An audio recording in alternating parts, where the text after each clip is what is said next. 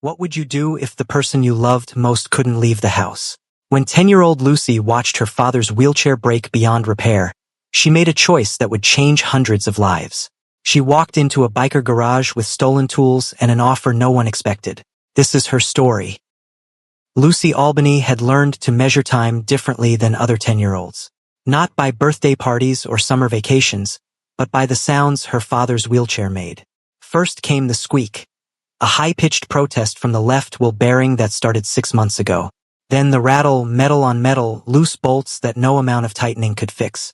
And finally, 3 weeks ago, the grinding, a deep, mechanical groan that meant something inside was dying.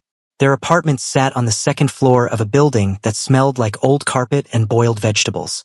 The elevator had been broken for 2 years. Moses spent his mornings by the window, a mug of cold coffee in his lap, watching the street below like it was a movie he couldn't pause. He used to be the kind of man who fixed everything: engines, plumbing, the neighbor's busted radio. Army mechanic, deployed twice, the guy everyone called when something needed saving. Now he couldn't even save his own mobility. The wheelchair was 7 years old, standard VA issue, built for function, not comfort. Moses had already replaced the armrests with padded ones he'd sewn himself, reinforced the frame with spare angle iron, jury-rigged the footrest 3 times. But you can only patch something so many times before the whole structure gives up. The morning it happened, Lucy was pouring cereal when she heard the crack, sharp and final, like a bone breaking. She dropped the bowl and ran to his bedroom. Moses was on the floor, one hand gripping the bed frame, the other pressed against his lower back. The wheelchair lay on its side, the main support beam split clean through, metal edges jagged and sharp. "Dad, I'm fine." His voice was tight, controlled. The voice he used when he was absolutely not fine. Lucy knelt beside him, her hands hovering uselessly. "Should I call someone?" "Who?"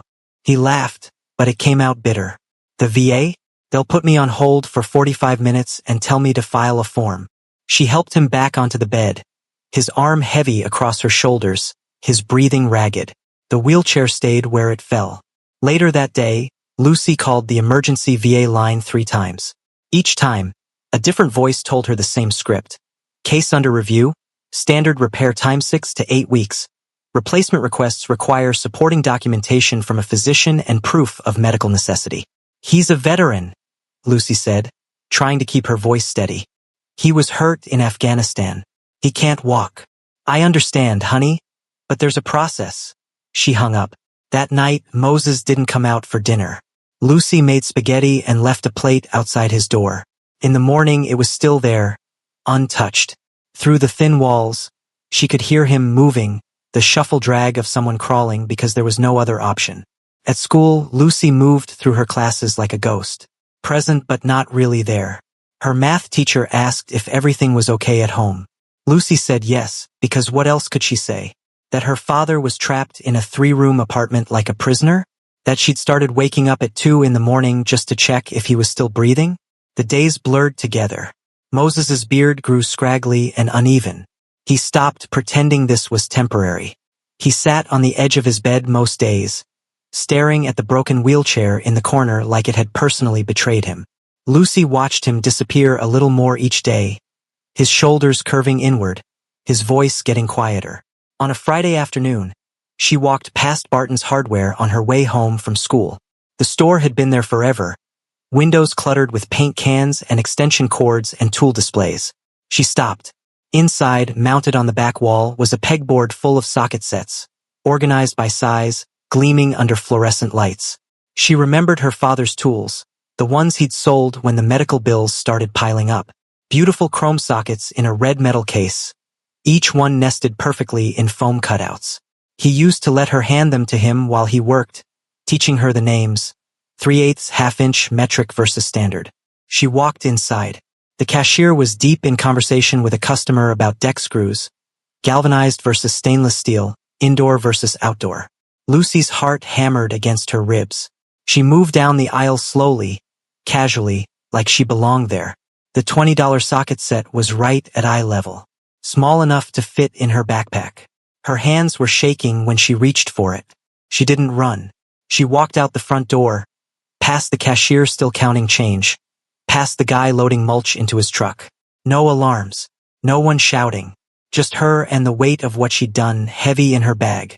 That night, Lucy lay in bed holding the stolen tools, staring at the ceiling. She knew exactly where she needed to go. The Steel Cobra's garage, the one everyone whispered about, the one with motorcycles lined up outside like metal soldiers. She'd walked past it 100 times, always on the other side of the street, always hurrying. Tomorrow she'd walk right through the front door. The morning came cold and gray, the kind that made breath visible. Lucy left the apartment before her father woke up, the socket set wrapped in an old t-shirt at the bottom of her backpack. She'd rehearsed what she would say a dozen times, but now, standing across the street from the Steel Cobra's garage, every word evaporated from her mind. The building looked worse in daylight. Sheet metal walls streaked with rust, windows so filthy they reflected nothing but grime. A hand-painted sign above the door showed a cobra wrapped around a wrench. 3 motorcycles sat in the gravel lot, chrome catching the weak morning sun. From inside came the clang of metal on metal, someone cursing, a radio playing classic rock too loud. Lucy waited. A man in a leather vest stepped out, lit a cigarette, disappeared back inside. A delivery truck rumbled in. Someone signed for parts. The truck left. Just people working. She could do this. She crossed the street before she could change her mind. The garage door stood open. Inside stretched wider than the exterior suggested.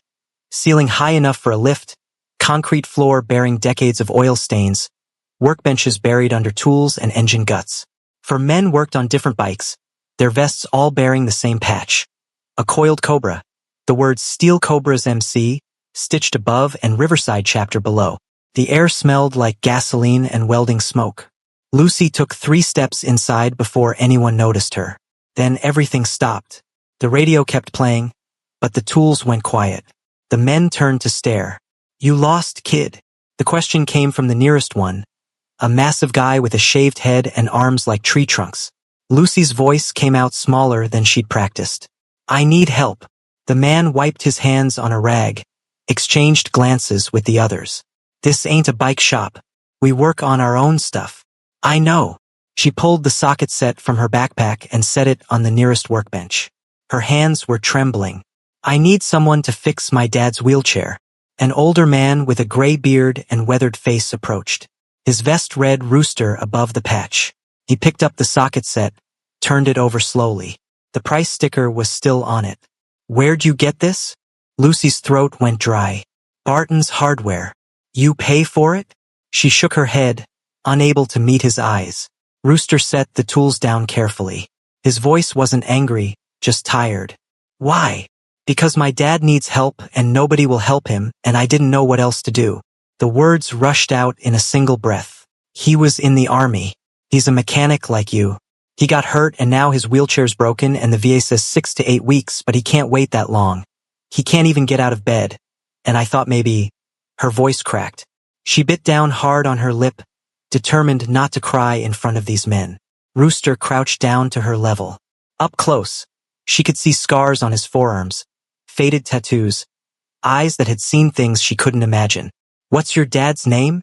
"Moses Albany." Something changed in Rooster's expression. He went very still. "Moses Albany. Army mechanic." "Yes." "How old are you?" 10. Rooster stood slowly, rubbing the back of his neck. He looked at the other men. "Grizz, come here." The massive bald man walked over. Rooster kept his eyes on Lucy. "This is Moses Albany's daughter. Ring any bells?" Grizz frowned, thinking. "Albany, wait, Motor Pool Moses? The transmission guy from Salerno?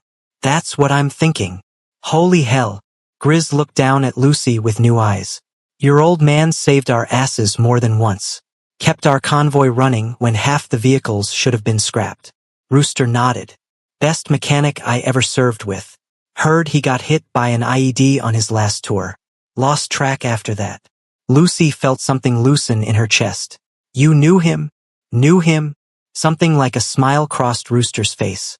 "Kid, your dad taught me everything that matters about engines. 18 months in the same unit." His expression hardened. "And the VA's leaving him in a broken wheelchair?" They said they'd help, but it's been 2 weeks and he can't leave the apartment and I didn't know what else to do, so I just... She gestured helplessly at the stolen tools. Rooster picked up the socket set again. All right, here's what's gonna happen. You and me are taking this back to Barton's right now. I'm paying for it, and you're apologizing to whoever's working the counter. You don't start fixing things by breaking rules. Your dad would tell you the same thing. Lucy nodded, relief and shame washing over her in equal measure. After that, Rooster continued, we're going to see your father, and we're going to figure out what he needs. You mean it? I don't say things I don't mean, he called over his shoulder. Tiny, you got that trailer hitch fixed yet? A lean man with a ponytail looked up from a bike engine. Yeah, why? We're making a house call. 20 minutes later, Lucy stood at the Barton's counter apologizing to a confused cashier while Rooster pulled out his wallet. Then they walked back to the garage, Lucy feeling lighter than she had in weeks. Rooster loaded some tools into a pickup truck. Grizz and Tiny climbed into the back. As Lucy got in the passenger seat, Rooster glanced at her. Your dad know you're here? No. He's gonna be pissed. I know. Rooster started the engine. Good. Means he's still got some fight in him. Moses was on the couch when they knocked, wearing sweatpants and an army t-shirt that had seen too many days without a wash. He'd managed to drag himself to the living room using the coffee table and chair backs, a journey of maybe 15 feet that left him exhausted. When Lucy opened the door with 3 bikers behind her, his face went from confusion to anger to something else entirely. Rooster stood in the doorway, hands in his pockets, taking in the cramped apartment with the practiced eye of someone who'd seen plenty of hard times. Moses Albany, you got old. Moses stared. His mouth opened, closed. Rooster. Yeah, brother. Been a minute. They gripped hands, then pulled into an embrace that lasted longer than either probably intended. When they separated, Moses's eyes were wet. I heard you got out. Heard you were stateside, but... He shook his head. Man, I thought I'd never see you again. Takes more than a few roadside bombs to get rid of me. Rooster gestured to the others. You remember Grizz? Moses's laugh was genuine for the first time in weeks. The guy who couldn't change oil without getting it everywhere? Yeah, I remember. Grizz grinned. Learned from the best, Sarge. The reunion lasted maybe half a minute before Moses's eyes found Lucy, and his expression hardened. What did you do? Dad, She came to us, Rooster interrupted. Asked for help, which is what you should have done months ago, stubborn bastard. Moses's jaw tightened. I don't need charity. Good thing we're not offering any. Rooster walked past him to the corner where the broken wheelchair sat, examining the cracked frame with the kind of focus Moses remembered from their deployment days. He ran his fingers along the split metal, tested the wheels, checked every weld point. Grizz and Tiny joined him, the 3 of them communicating in the wordless shorthand of people who'd worked together for years. Rooster straightened, wiping his hands. Frame's compromised in 3 places. We could weld it, but you'd get maybe a month before it fails again. Moses's voice came out flat. Can't afford a replacement. They's got me on a wait list that stretches into next year. What if we built you something better? Moses laughed, bitter and tired. With what? Good intentions and spare parts. Actually, yeah. Rooster turned to Tiny. That Softail frame we stripped last month. The one from the 98 we were gonna scrap for parts. Tiny's eyes lit up. The one with the bent forks? Frame's solid though. We pull that, reinforce it, add a proper seat. You're insane, Moses said. You can't turn a motorcycle into a wheelchair. Grizz was already sketching something on a napkin he'd found on the coffee table. Not a wheelchair. Something hybrid. Look, we take the frame, drop the seat height, add hand controls here and here.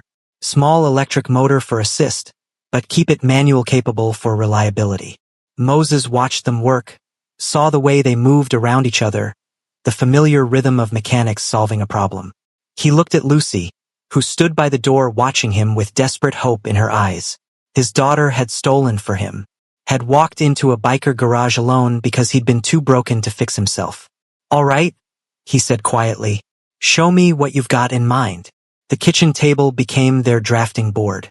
Notebook paper filled with sketches, arguments flying about weight distribution and where to mount the motor.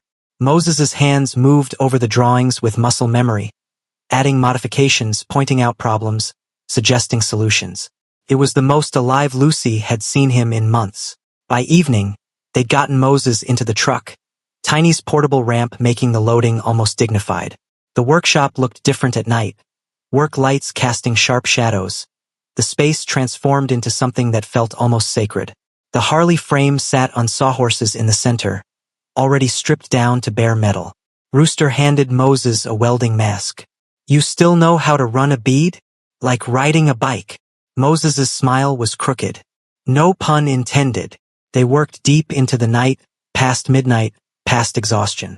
Moses directed from a rolling stool they'd found in the back, his mechanic's brain coming back online after months of forced retirement. Lucy sat in the corner, watching her father become himself again. Focused, precise, occasionally barking corrections when someone's weld wasn't clean enough. The next day after school, Lucy came straight to the garage. Rooster was grinding down welds, sparks flying. He killed the angle grinder when he saw her. "Homework done." "Not yet. Do it first. Then you can help." She spread her books on a workbench in the corner, rushing through math problems and a book report, glancing up every few minutes to watch the build take shape. When she finished, Rooster handed her a wrench. "You said you wanted to learn. Start with these bolts. Snug but not stripped. Feel the difference." 3 nights straight, the garage was their entire universe. Moses showed Lucy how to read measurements, how to check tolerances, the importance of doing things right even when you're tired. Grizz fabricated a hand crank system that connected to the rear axle, the motion smooth and natural.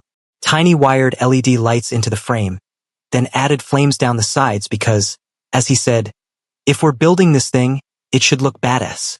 On the 3rd night, Smokey, a quiet member who usually worked alone, brought in a small electric motor. Scooter motor. Figured it might help on hills. They integrated it into the design, adding a thumb throttle and a battery pack under the seat. The machine grew from concept to reality piece by piece, weld by weld. It didn't look like a wheelchair anymore. It didn't look like a motorcycle either. It looked like something entirely new, steel and determination made solid. Rooster stepped back, wiping sweat from his forehead. "We need a name for this thing." Tiny grinned, gesturing at the flame details. "The Iron Throne." Everyone laughed, but the name stuck. It was perfect, ridiculous, and powerful at the same time. "Tomorrow," Rooster said, looking at Moses. "Tomorrow we roll it out and see if this crazy idea actually works." Sunday morning came clear and cold. Rooster called while the sun was still low. "We're bringing it over. Be outside in 20. Moses hadn't slept. His mind had run through every possible failure. Motor dying, frame cracking, the whole thing looking impressive but changing nothing. But when Lucy knocked on his bedroom door, her face bright with anticipation, he pushed the doubts aside. Getting downstairs was its own battle. Grizz and Tiny had to carry him, his arms around their shoulders, his useless legs dragging between them. The humiliation of it burned, but neither man said a word. They just did what needed doing. Neighbors filled the parking lot. Mrs. Hudson from upstairs, the Rodriguez family, even Mr. Patterson who never acknowledged anyone. Word had spread somehow. Lucy bounced on her toes, scanning the street. Then she heard it, the rumble of engines, deep and unmistakable. Motorcycles rolled in first, flanking Rooster's pickup. In the truck bed, secured with tie-downs and covered with a tarp, was something that made the crowd go quiet. Rooster parked, killed the engine. The sudden silence felt heavy. "Ready?" Rooster asked. Moses shook his head. "Do it anyway." Rooster and Grizz pulled the tarp off. The Iron Throne gleamed in the morning sun. Black frame with metallic orange flames, chrome details catching the light, LED strips tracing the edges.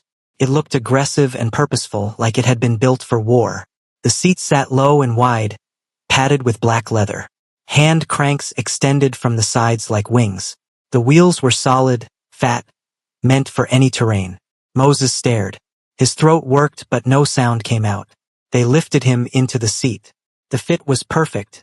They'd measured everything to his exact specifications during those late nights.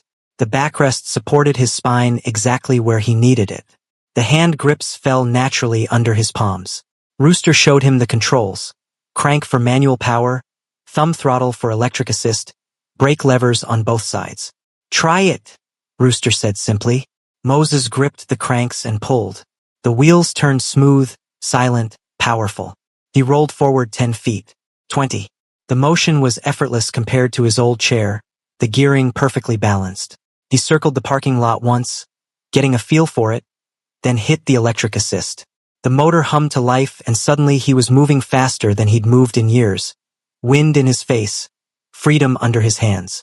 He came back around to where Lucy stood, pulled to a stop in front of her. When he looked up, tears were streaming down his face. He reached for her and she climbed into his lap, both of them holding on like the world might try to pull them apart. "Thank you," Moses whispered, but he was looking at all of them. Rooster, Grizz, Tiny, Smokey, the whole crew. "I don't know how to." "You already paid us back," Rooster said. "Salerno 2010. You kept us alive. We're just returning the favor." Mrs. Hudson had her phone out. Her video captured Moses's face, Lucy's tears, the bikers standing back with crossed arms trying and failing to hide their own emotions.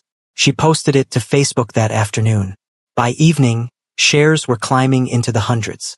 Monday morning brought news vans to the garage. Rooster hated every second of the interview.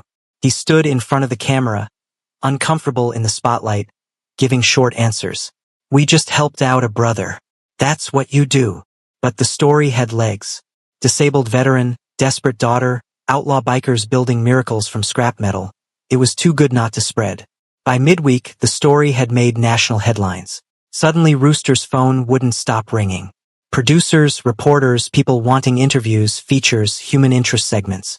He turned them all down except one, a morning show that agreed to donate to a veterans charity if he appeared. The interview aired late in the week. Within days, something unexpected began. Emails poured into the garage's ancient website, messages through social media, even handwritten letters. Veterans from across the country, all telling variations of the same story. Broken equipment, endless wait lists, VA systems that move too slow or not at all. Could the Steel Cobras help them too? Rooster printed emails until the stack was thick enough to bind, spread them across the workbench. Grizz read over his shoulder, his expression darkening with each one. "We can't build 300 of these. We don't have the money or the manpower." "I know." Rooster stared at the messages like they were personally accusing him. "But we can't just ignore this." Lucy was doing homework in her usual corner. She looked up. "What if people donated? Like a fundraiser?" Tiny snorted. "Kid, this isn't a school bake sale. We're talking serious money." People donated after the news story, though. Mrs. Hudson said her video got like 2 million views. Some of those people probably have money. Rooster turned to look at her. Really look at her. "You're saying crowdfunding. I don't know what it's called, but people want to help. They just need someone to ask." Moses, who'd been working on improving the hand crank design, wheeled over. "She's right. The story's already out there. People are already asking how they can help. We just need to give them away." The Throne Fund launched early in the week. Barebones website, simple pitch, costs laid out transparently. They needed $50,000 to see if this could work. Enough to build maybe 10 more chairs and see if the model could work. The page went live at noon. By evening, they'd hit the goal.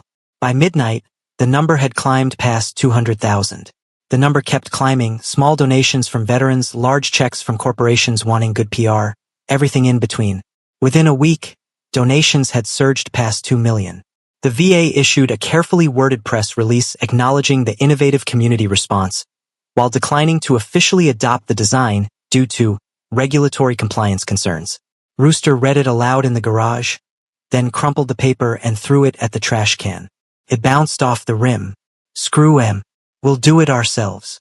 And they did. Over the next year, the Steel Cobras built hundreds of custom mobility machines. They partnered with other clubs, shared blueprints, trained volunteers. Moses became lead consultant, his expertise finally valued again. Lucy came every Friday after school, being paid, half of it going into a college fund Rooster had opened in her name. The work was hard, unglamorous, never-ending. But every time a veteran rolled out of that garage with tears in their eyes and steel under their hands, it felt like winning a war nobody knew they were fighting. Lucy never stole again. She learned something better, how to build what the world refused to give. This story reminds us that loyalty isn't just a word, it's what we do when someone needs us most. Lucy didn't wait for a miracle. She went out and built one. What would you do for the person you love most? Drop your answer in the comments below. If this story moved you, hit that like button, share it with someone who needs to hear it, and subscribe to Embrace the Journey for more stories of courage, heart, and humanity. See you in our next video.